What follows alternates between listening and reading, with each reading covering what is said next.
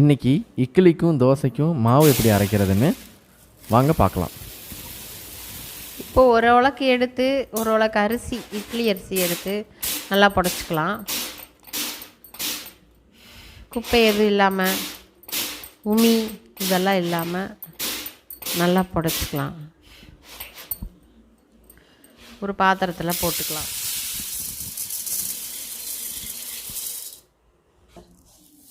இப்போ ரெண்டாவது உலக்கு.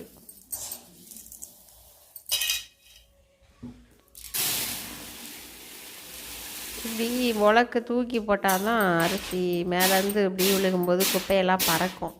அதுலேயே நமக்கு தூக்கியெல்லாம் போயிடும். நல்லா புடச்சிட்டு